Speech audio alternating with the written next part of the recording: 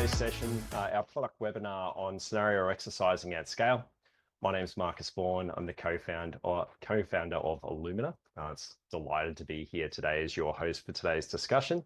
And with me today, I've also got Sue Chapman, who's the Resilience Manager at ESR, and Rachel Fisher, who's our Senior Customer Success Manager at iluminr. So delighted to be with you all today. Today's session, we're going to be walking through a lessons learned approach to scenario exercising using Sue's first-hand account in terms of taking a traditional tabletop program to one that's scaled out using microsimulations. A little bit of housekeeping, we will be recording this session today, so we can make that available thereafter. And it is important to note that all opinions relayed today are those of from, I guess, a personal approach and not necessarily representative of the organizations we work within. Just to talk through the agenda and the key focus areas that we'll be looking at, we're going to talk through the organizational context and culture at ESR, where Sue has implemented a scaled out scenario program. We're going to be looking at what that program looked like beforehand and what it looks like now. We're also looking at measuring resilience organization-wide, talk through some of those key observations, key achievements, and also have a look at what's in store for 2025 for the program as well. Rachel's going to take us through a trending micro simulation. Marcus, we've just got someone mentioning that we're on mute, so I just wanted to check in and confirm if anyone else on the session is able to hear. Okay, we can all hear you. Excellent. Apologies. You can continue. Good. No, let's get that out of the way very quickly. So perfect. Sorry, just to get back into that, we will be running a micro simulation, one of our trending micro simulations. It is one that many of you may have seen before if you have been rolling out the program. The reason we are running through it is it's so versatile in nature, and it's probably one of our most heavily leveraged micro simulations in the catalog. So we'll have a chance to show you what that looks like in terms of executing a micro simulation from its raw format through to a polished product for the end participants to participate in. We will be taking questions along the way. I'll keep an eye on the chat. If you have any pertinent questions, we'll look to get an understanding of those and address them as we go. We're trying to keep some time aside at the end. I appreciate we started a few minutes late. And if any questions are left unanswered, we'll obviously come back to you afterwards. Without further ado, though, let's get into it. Sue, I think a fantastic place to start is context. So perhaps by way of introduction, if you're able to introduce yourself, your role, the organization you work for, and then we can start looking at, I guess, what that resilience program and culture look like. Thanks, Marcus, and thanks for having me as part of your product masterclass today. Really happy to be here. So yeah, I'm based over in the little island of New Zealand, over the far end of the world. Originally not from New Zealand, originally from the UK, but New Zealand is where I've chosen to call home for the last decade or so. For the last 5 years, I have been working for ESR, and ESR simply is the Institute of Environmental Science and Research. And we're the Crown Research organisation that specialises in science for the New Zealand government. We do a lot of work for the National Public Health Service, heavily involved with the national response to COVID. We do a lot of work with the New Zealand Police with our forensic science, and a lot of work with Ministry of Primary Industries that we take care of their food and product safety, water and environment, and the radiation science. So we're really in that science, one removed from government, but it's, yeah, very big organisation. Well, when I say big, we're a team of 500. We have 5 different business groups at 4 sites, but we are based over the 2 different islands. And in terms of culture regarding resilience, Sue, if you were to wind back, I guess, to when you first started at ESR, what the context of that looked like. I know the organization's gone through a little bit of change over time as well, and expanded, contracted, as organizations do. Perhaps you could just talk me through, I guess, what that felt like when you first joined, and I guess some of that journey that you've seen as well. Oh, and I think because we were involved in that national response to COVID, we've certainly had a pivotal change. And I don't know if it is that before and after COVID lifestyle that we now live in. We've changed from that. New Zealand does have a very big culture of, she'll be right, mate, she'll be fine. We've moved on from that, and we now have full engagement, full commitment from the CE and our even all of our executive team. Currently, I am one of one that works across the 500 staff that we've got here. But we've definitely made that pivotal change from plans being written, left on the shelf to gather dust, to each of the 5 business groups. They have a business continuity lead. So that's a part of their full-time role. Each business group we've now implemented has dedicated incident management team. So we have just a business case, a business incident, they can manage their own. And we've also now got fully trained crisis management teams. The biggest shift for me is each of our business continuity leads, they run our micro simulations for us. They've all dedicated at least 30 minutes a month to avoid that big desktop scenarios. We've now got dedicated 30 minutes a month for each business group, which has been a massive change for us. Perfect. I'm gonna pause on that, and I'm gonna get into that a little bit in a minute. I'd love for you, if you're able, just to talk through what the program looked like scenario-wise, or scenario exercising-wise. So just talk through the context of where you came from, what that scenario training capability program looked like. Yeah, and I think it would be similar to most organisations, where we would typically run that one session a year, and it'd either be a full day or a half day. In New Zealand, we are on the fault line, and you'd guarantee it's around an earthquake. We'd have to fly people in from all over the country into one site. It would take months of advanced planning just to run the session. We'd usually bring an external company in to run that session for us. Then they would typically give recommendations, observe us, and give us reports on what we're not doing right. Then people would tend to, as they usually would, they've come in, they've flown in for the day or two, and then they would ignore them recommendations, and then they'd just wait for the next year. And we actually did little pre-planning to support the teams going into them sessions. It'd just be sink or swim, let's see who can perform. Yeah. We're just setting our teams up for failure doing it that way. Yeah. Very resource intensive, which is, I mean, to your point, that's a very common trait across our industry. Certainly something we see in a lot of organizations. I'm interested to, let's get into it. So let's talk through, I mean, last year was where your microsimulation program really started taking flight. And I know, Rachel, you're a big part of that as well. So interested to hear, talk us through, Sue, what that looked like in terms of rolling out a microsimulation program as opposed to the traditional tabletop. Yeah, 2024 was certainly an interesting year to get people over the line and out of that mentality that I'm not going to bring everybody together for a half day, full day, 2 days, that I'm actually only want 30 minutes of the time, was just a big shift in change in people's perception. We got away, the 2024 program, we got away from that, well, let's have another earthquake here in New Zealand, to really getting into a range of different scenarios.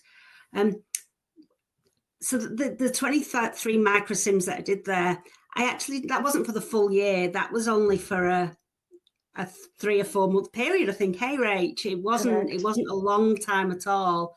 I co-facilitated all of those with our business continuity leads. And when it's got their 130 roles were exercised, that's 130 different members of staff that engage with the platform to be a part of one or more of the scenarios. We had a massive, Rachel, 90% plus people attendance rates. just because of that dedication that our leadership team had shown up front, that there was an expectation that people would commit to the 30 minutes. And we had something like a massive, 95% of our objectives that we raised up front were met. And just the feedback that we were able to get was just second to none. I think what was so interesting about that, Sue, is that it was really level setting the different incident teams. They were all doing the same series.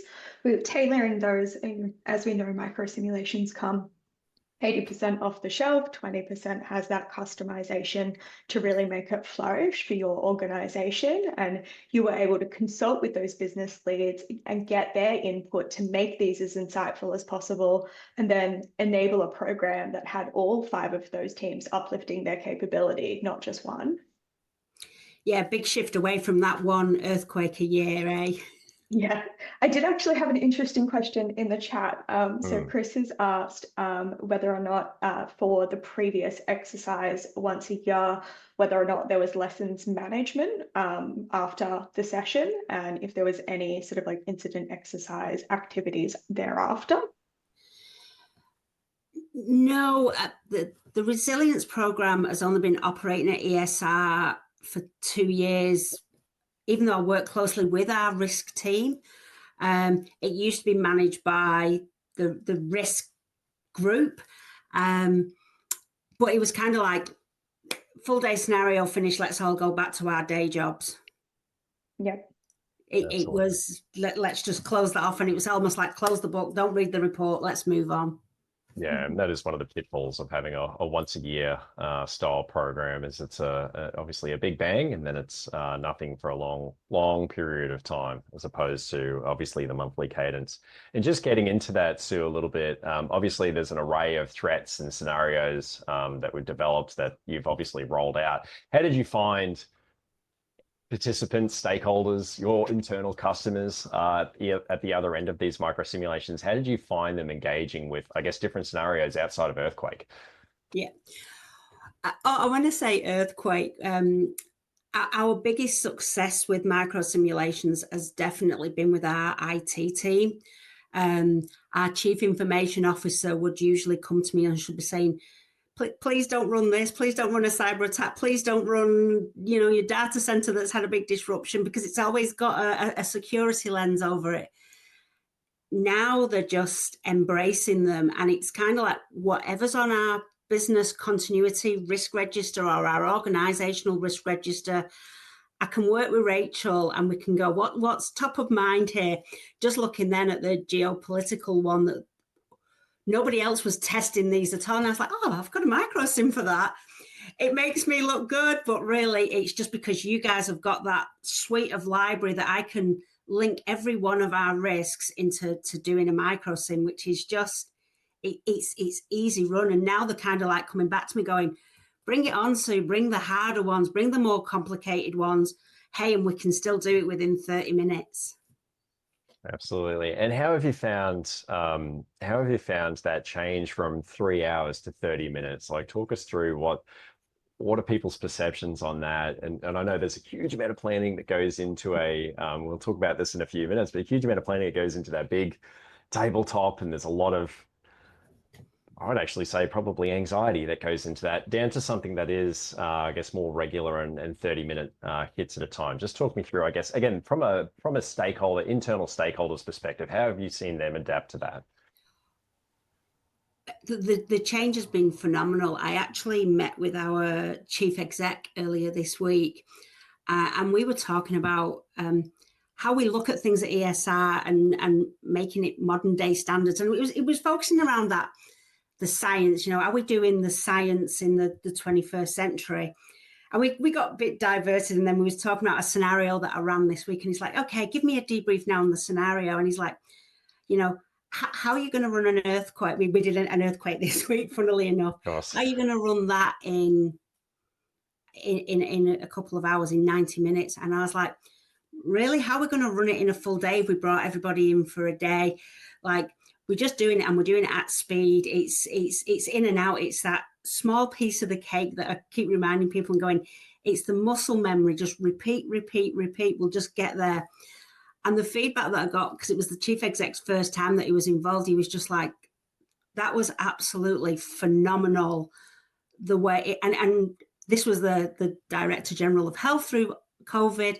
He was just like, I've never seen one run so smoothly. So we could capture the facts as they were going on. We could capture all the information. We was all just using one system. Everybody knew where playbooks were. It just ran so smoothly. I couldn't, it was, yeah, big up this week.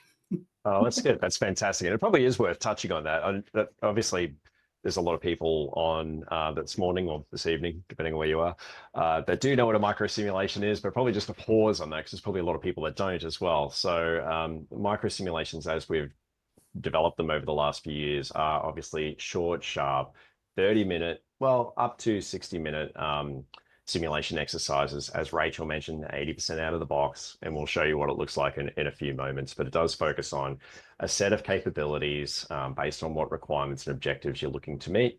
Obviously using it, usually a different scenario, threat scenario each time to build that cognitive flexibility.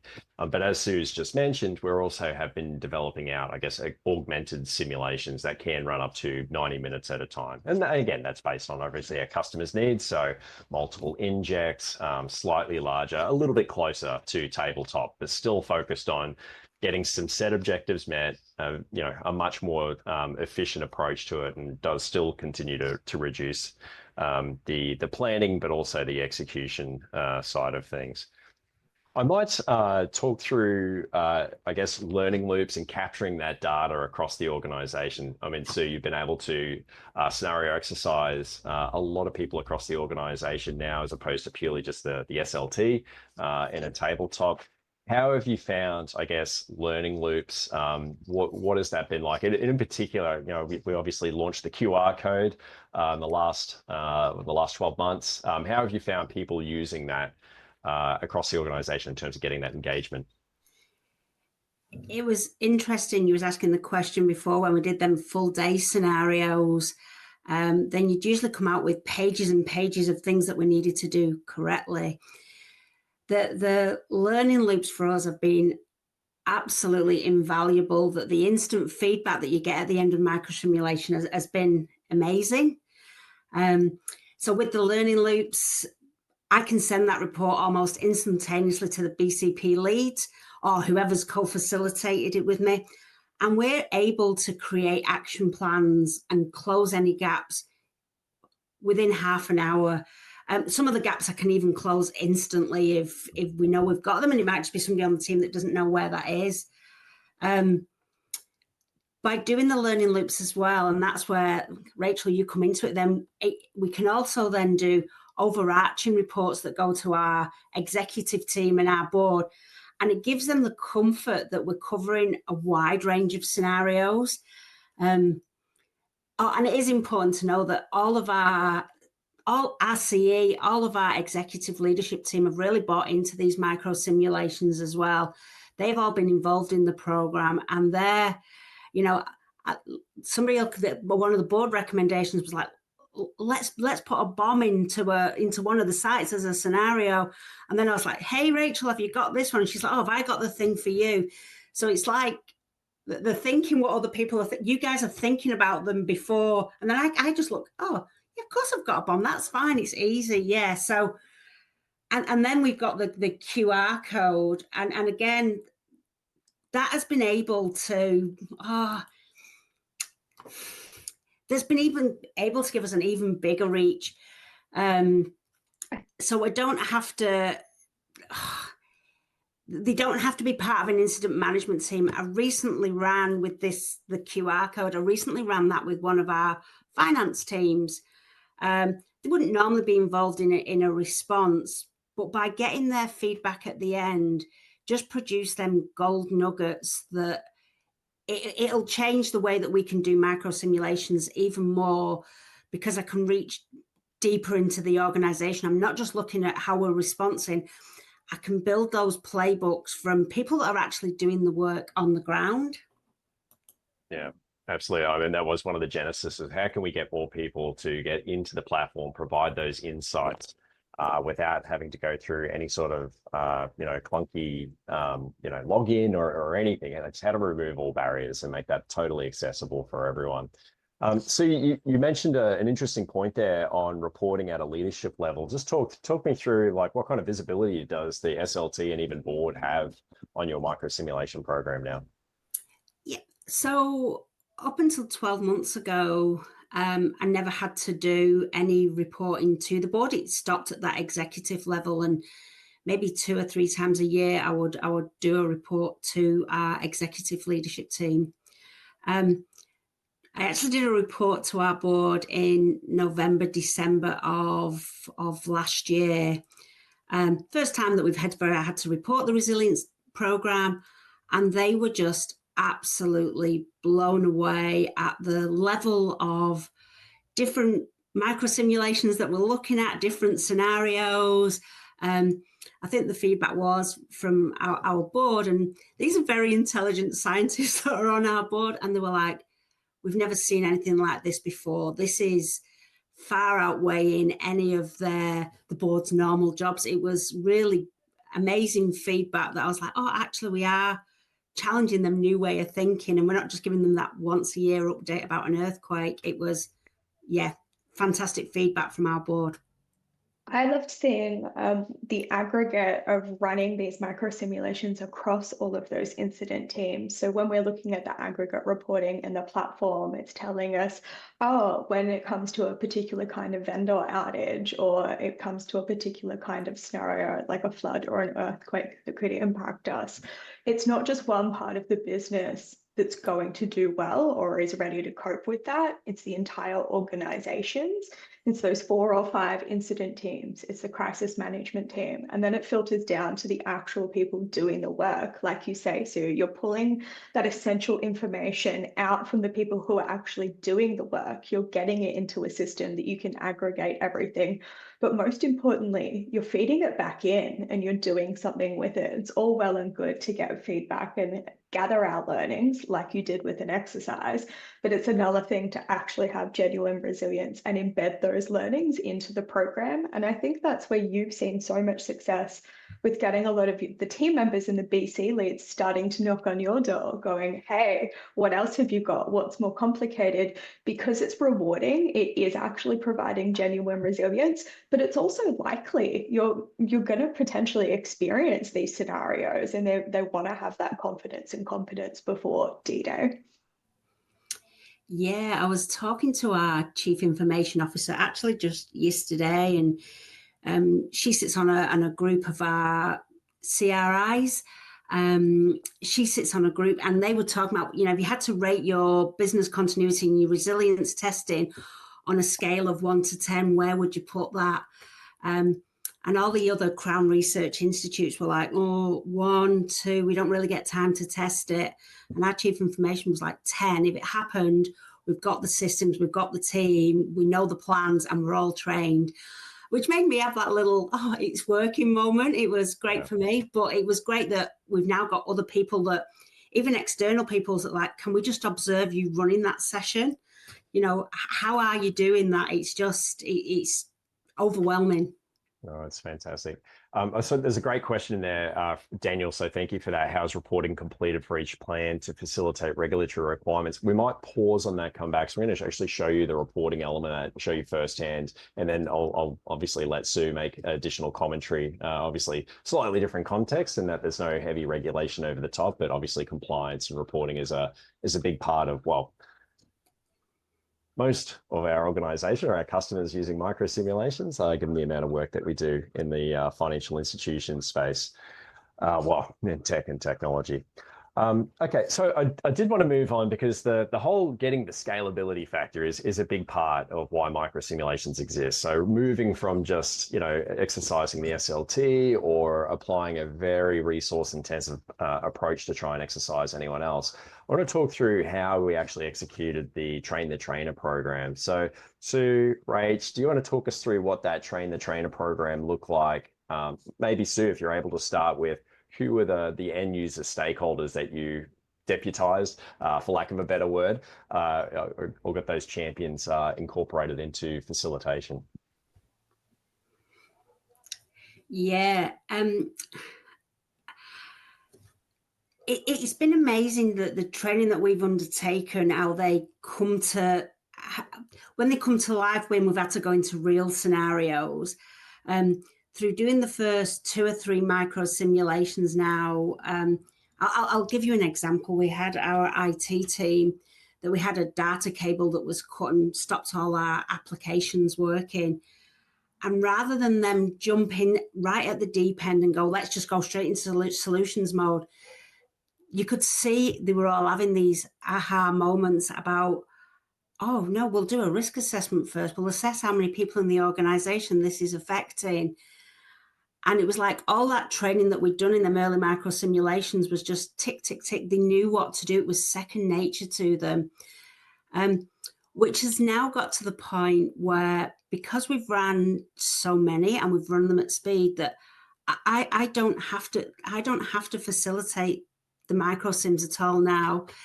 The business continuity, they want to know that their business group can cope with this situation that I throw at them.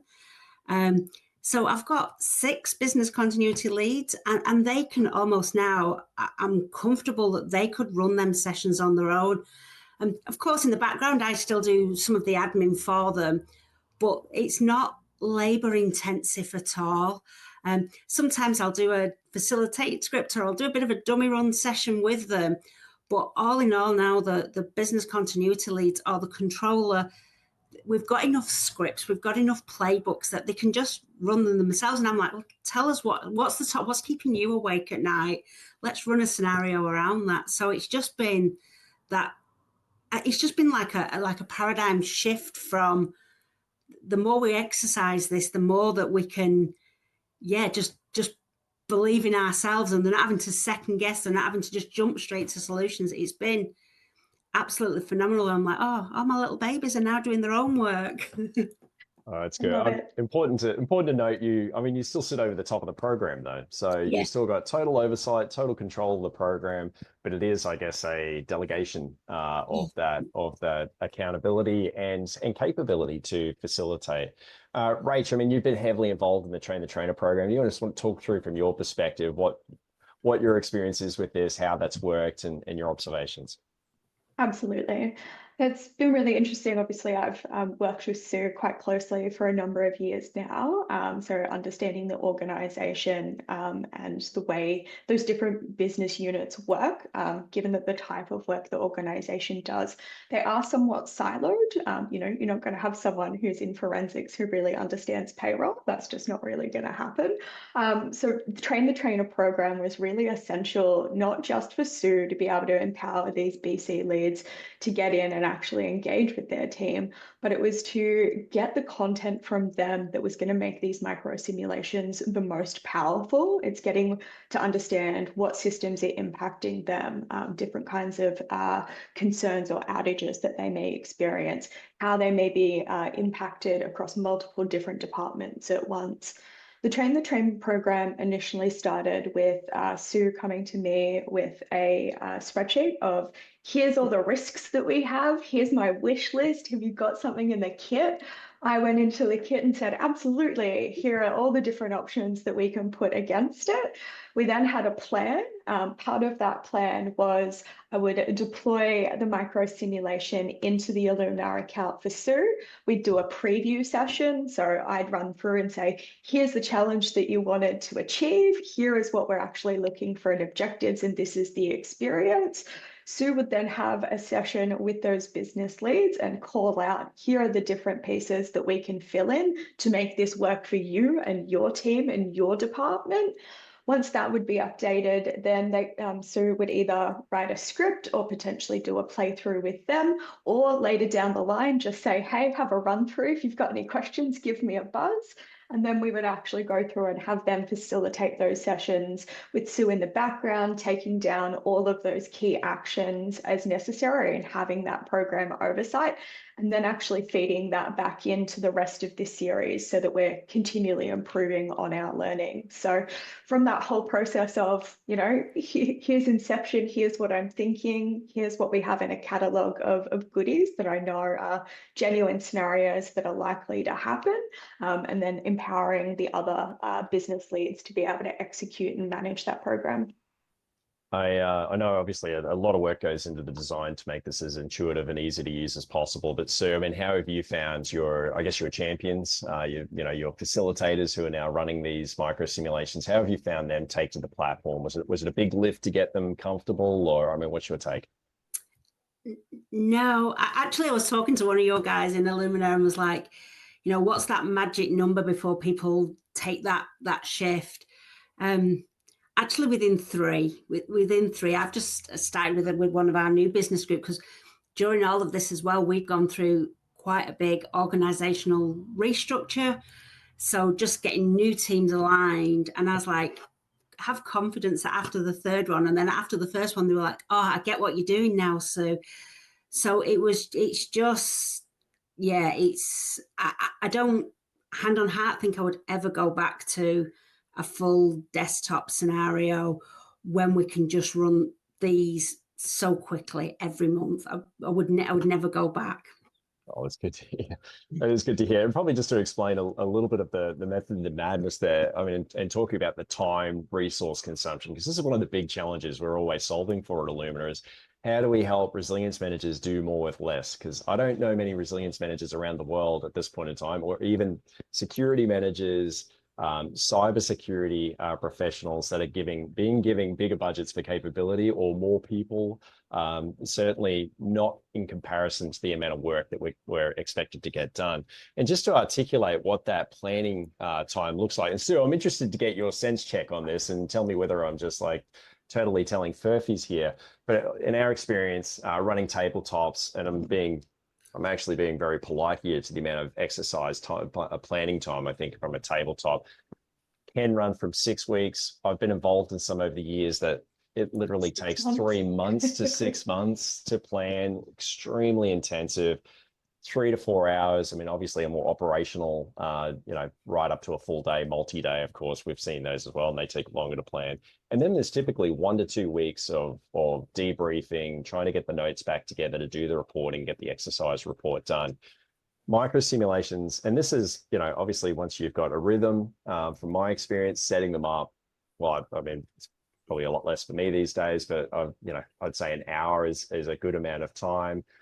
Maybe a little bit more if you've got an external facilitator coming in to do that, just to do a little bit of extra planning, make sure everyone's comfortable. Obviously, execution, the simulation time is quite often 30 minutes, but as we mentioned, the platform is versatile enough. It can go up to 90 minutes to, you know, 60. We've had a lot of micro simulations. We'll do a full 60-minute session, of course, get a longer debrief, right up to 90 minutes and even 2 hours as required. But the reporting element, and this is where I just love this, and I've done so much reporting now in iluminr that you can get this, again, being very probably conservative with time. Like this typically takes me about 5 to 7 minutes to tidy up the report.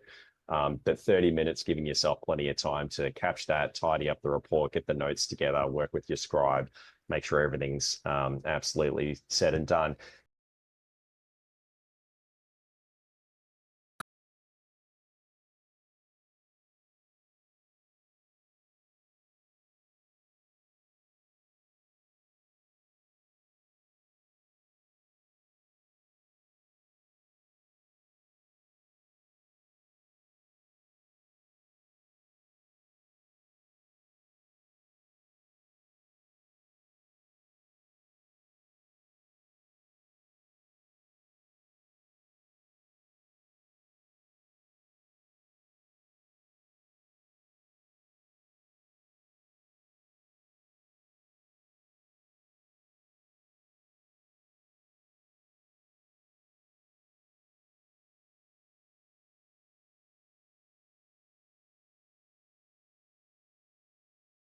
Now I can just do it so easy. I think Rachel and I are on such a good cadence now, and we've got a good annual plan that we know what we're running months in advance. that, you know, the other day I was like, oh my God, I'm running 3 micro simulations in one day. 6 months ago, I would never have thought that was possible.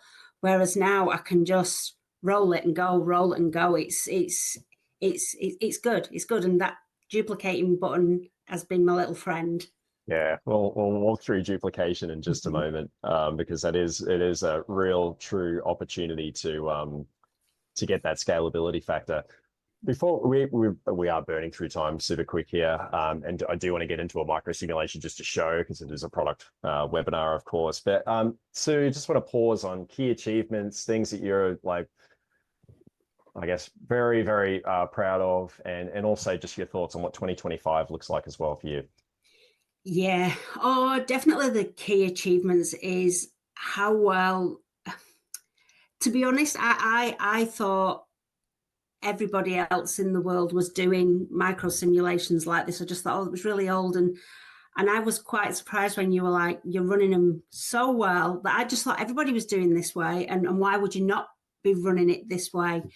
Our biggest achievement has definitely been that they don't rely on me now. I say, if I'm doing my job well enough, people will put me out of a job and make me redundant because they can do it themselves.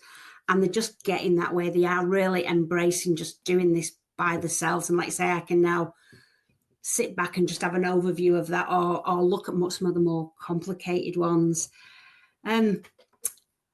Yeah, the program, I'm going to say 100 micro simulations in 2025. That was just Marcus before Christmas going, what does it look like?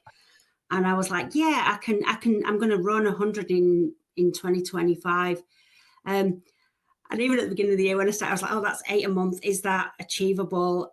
And now because of that QR code, I'm like, we can easily do that. This month already, I've done 8. We've had 85 different people attend a micro simulation just this month. The board are pushing us for even harder reporting and harder scenarios. So as long as you guys stay one step in front of me, then I can follow in. Yeah, but I'm still going for that 100 micro simulations. And I stupidly said that in front of the executive leadership team. And they're like, is that ambitious, Sue? And I was like, well, who knows where we'll be come December. Yeah, I mean, it's actually a really good point. And Mace's just actually raised a really good question there. So how does the tool interpret the unique risk landscape and context organization to be tested? Is there an onboarding process to import information? And so probably just to explain a little bit, how does this catalog grow? How does it apply then to your organization? So yes is the answer to your question, Mason, but we actually do a huge amount of crowdsourcing with our customers, with analysts, with just industry professionals that we collaborate with. So we do look at, I guess, everything from very emerging, has not ever occurred style scenarios. I know that we're really early, a year or so back, on deepfake, which is, really taken off as obviously a huge vector from both a disinformation perspective as well as a fraud perspective. But we do crowdsource those scenarios. Through our onboarding process, we will work with you and do a full discovery session and understand what are those key risks that you're super concerned about across the various different audiences. So obviously the strategic level, for more that board, exco, leadership team and crisis teams, right down to the operational level. So again, what are those threats we're concerned about? Incorporating things like, what requirements do you have to exercise against? So those requirements for, let's say, CPS 230 or DORA or NIST, it is going to be different depending on the teams that you're exercising, and of course the regions that you're exercising. So we do incorporate that in, and then work with you to curate from the catalog the scenarios, and in particular those requirements and objectives that are going to meet your needs from a reporting perspective on top. So it does incorporate, I guess, the risk landscape more broadly than it is contextualized and applied to your organization. And then obviously from a reporting perspective, we line up those objectives and tasks, which we'll just show you in just a moment, to execute against that. Sue, before we're going to spend a few minutes, we'll have to keep it super micro, which is, hey, keep it micro, in a micro simulation. But any final thoughts from you in terms of those achievements or anything else you're looking forward to in 2025? It's been just jumping on what you were just saying there. I work closely with our risk team at ESR. We're able to look at the risk, what's on the organizational risk register, what's on our business continuity register, and build them micro simulations from that. So I'm really looking forward to it. I'm like, this month, I remember saying to Rachel, let's just go for it this month and see whether I can get to that magical 8 a month. And we're now on such a roll now that I can't go backwards. We have to just keep going forward and forward. So yeah, exciting to see where we'll be in it come December. Absolutely. Absolutely. You're a team of one, which is like hats off to you, Sue. Excellent. Well, we're going to hop into a micro simulation. So I am going to relinquish control of the share and hand that over to Rachel. Rachel's going to walk us through one of our trending micro simulations, a vendor outage systems down. And the reason we've chosen this, it is a very versatile micro simulation. This one's very focused on operational, even looking at some of that business impact data and contingency strategy element. It is applicable right across an organization, and we'll show you exactly how you can duplicate the micro simulation over and over and over again to hit a whole stack of teams and teams and stakeholders across your organization. But I'll stop talking. Rachel, let's take us through a micro simulation from beginning to end. Thanks, Marcus. So what I've done is I've just jumped into our demo account and I've navigated into our micro simulation library.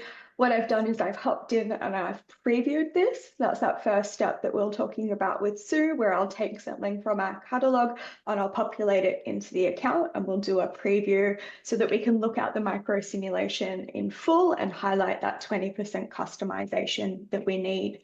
As Marcus did mention, it is a vendor outage system down, and we are picking on Salesforce.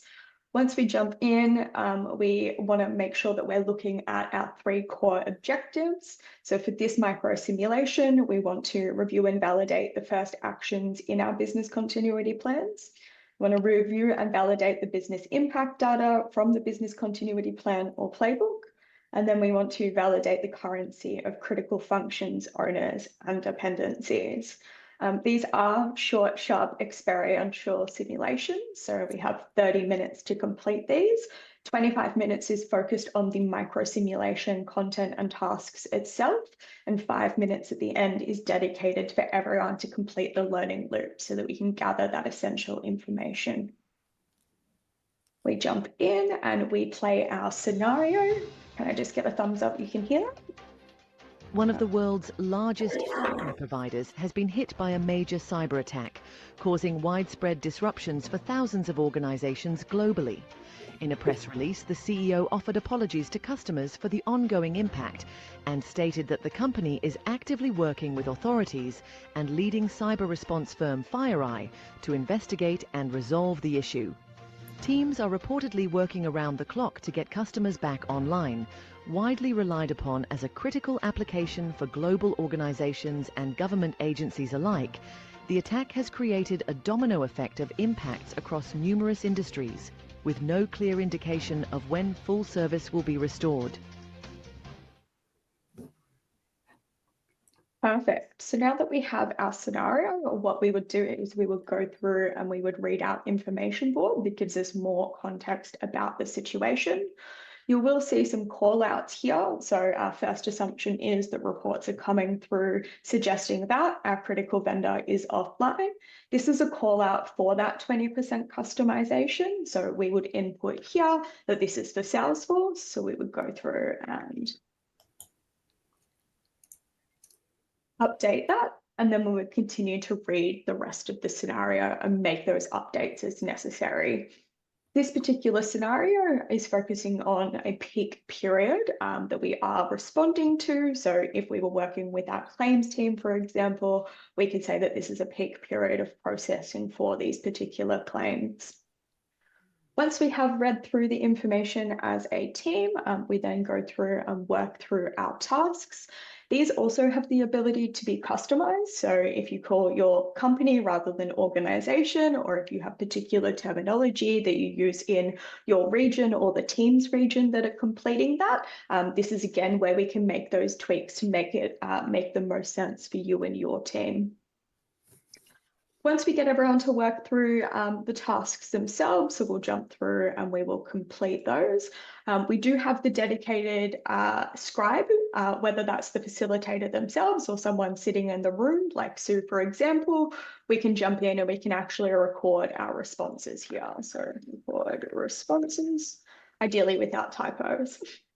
Once we do input all of the information and we have completed our tasks, what we'll do is we'll get everyone to complete the learning loop. So this is where the facilitator will bring up the QR code. And I am going to leave this up whilst I'm continuing to talk so that hopefully everyone who's online for the webinar now can actually jump in and complete the learning loop for me. As part of this QR code, you can scan it with your phone. It will take you through to a web link with the learning loop. There'll be a few questions on there, and it will collate that information directly into the iluminr platform. I'm going to give it another minute or so just for everyone to have the opportunity to scan the QR code up top and actually fill out those responses. There'll be some questions where you can rate confidence on a scale of 1 to 5. There will be some open-ended questions, such as what gaps have been identified throughout the scenario. Just input some information there. Please do be polite. It is obviously going to come through to the platform and everyone is going to see it. And we can show where that pops through in the reporting. What's great about this, as Sue mentioned, is that it can extend the broad nature of the microsimulation. So not just the individuals who are actually directly logged in and participating, but those in the room who are having a great discussion about the situation. I'm now going to jump in and show you where we can access the content. So if we jump in, we go into the microsimulation library. We'll be able to, oh, did I? Not sure if I activated it. There we go. Let's see. Not sure that that will help. Yeah, we go. Perfect. We got all the responses coming through. So we can see here that we do have those updating in real time. So whether or not your BC lead would benefit from a critical vendor outage. And we can see those responses as they do come in. It is worth noting that when we're setting up microsimulations, the learning loop can be totally customized for whatever questions. So if you have your own hot debrief that you use, it really is as simple as just updating those question sets before launch into the microsimulation. This one's been augmented for, I guess, a webinar approach to get some, to show you what some of the questions might look like in a real context, but also just to get your first-hand account of your experience with the session. And what's great about this is that we can capture further notes. So as we do get these learning loop responses, when we do decide to close this, we go, okay, we've had enough feedback. As Sue mentioned, this can be, you know, immediately after the session, we can close it out and then start collating everything. Or it could be something that we want to leave open for a day or two to give people the opportunity to fill it out. Ideally, we want people to complete it during the session. We know that feedback can be hard to collect from people and isn't as valuable if time has passed. So we have the ability to collect that, pop any information that we want to into the notes as well. And then we can actually complete the micro simulation and mark our objectives as done. So I can see that it's slowed down on responses now. So I'm just going to click complete to show you what that looks like. So once we've marked off complete, that will actually shut the learning loop, so we cannot receive any further responses. And it gives us the ability to mark off our objectives, whether or not these have not been achieved, these have been partially achieved, or we have actually achieved them. This is also really great, as Sue mentioned, not only at an individual micro simulation level, but at an aggregate level where we can look at the percentage rate of our achieved objectives across the entire organization's program. One of the other, sorry, you go. I was just about to address, obviously, Daniel asked earlier about reporting for regulatory purposes. So in this particular micro simulation, we can activate a playbook or a business continuity plan for that particular team that we're testing this, material service provider.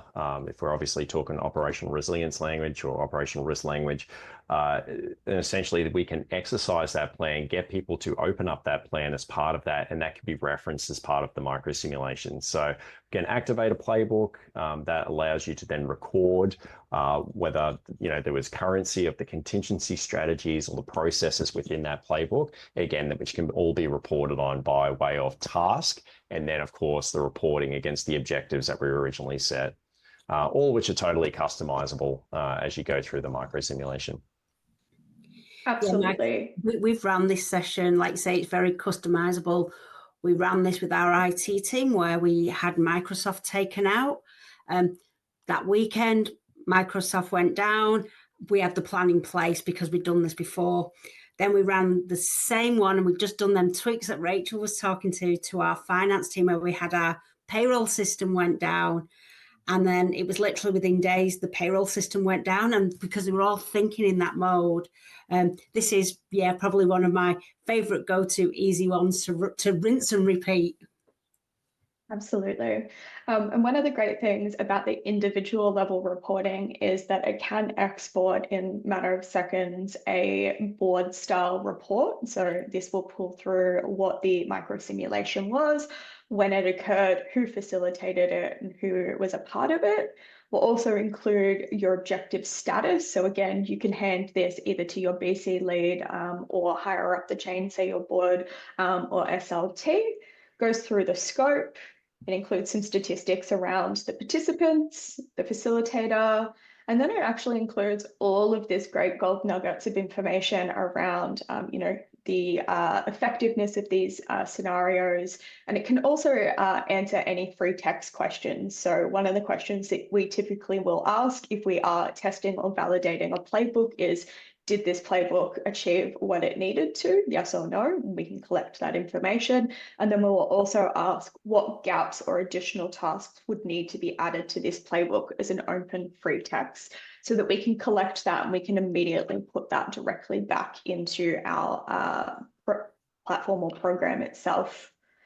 Into the micro simulation library as well, we do have aggregate reporting. So this is obviously a demo account, so it hasn't got as interesting information, but it will include information on the micro simulations that we've run, the status of them, the topics, the threats, which again is really important to show the diverse nature of threats that we can cover, the audience, when it's being completed, and also particular percentages around our completion percentage and our objective percentage, which again is just really important to provide those laser focus progress points. Marcus, I am conscious of time. Was there anything else that you wanted me to call out in platform before I hand it back to you? No, I think probably the final thing is just obviously just showing duplication, the ability to duplicate and rerun a micro simulation, because again, the vendor outage is a great example where you might want to go through one particular team and test 10 different vendors, or you could be testing, let's say, Salesforce across 10 different teams. So perhaps just, talking through that at a very high level. Absolutely. It's super simple, navigating to an existing micro simulation, going, hey, that was great, I want to run that again.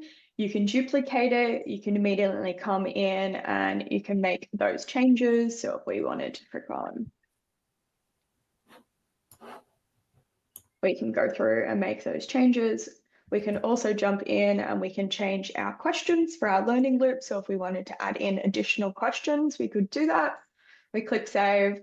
And then we can jump in and we can make those tweaks to the information board and the task board so that we can make it most appropriate for the team we're running with, activate it, and then off we go. There's nothing further that needs to be done. Now I have a micro simulation ready to go for a new team. Perfect. Excellent. Okay, well, I'm conscious that we're coming up on time, so I really should look to draw this session to a close.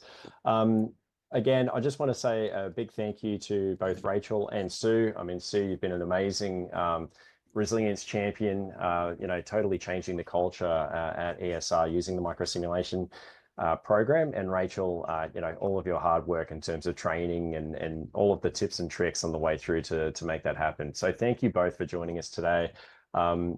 So I did want to take a quick moment to thank everyone on the session, obviously, for joining us as well. Fantastic engagement, great questions. I have put up on the screen a QR code. It is a totally clean QR code. So please do have a look at that. That will take you through to our scenario exercising landing page. If you want to explore some trending microsimulations, have a look at some of the video assets on some of the microsimulations that are trending at the moment. You're also very welcome to book a demonstration. We're happy to catch up with you afterwards and talk you through what we're doing and how that might apply to your organization, as well as look at a variety of different services, including simulation services if you do need a facilitator to tackle an augmented simulation similar to a tabletop, or if you want a accelerator program where you are looking for that, additional resource that you might be able to incorporate into your team for a day a week to really try and get through some exercising requirements. So please do reach out. We're more than happy to answer any further questions you might have. But yeah, obviously follow the QR code. Again, thank you everyone for joining. And finally, again, Sue, Rachel, thanks very much for your time and engagement today. Thanks, everyone. Cheers, Marcus. Thanks, guys. Drawing to a close.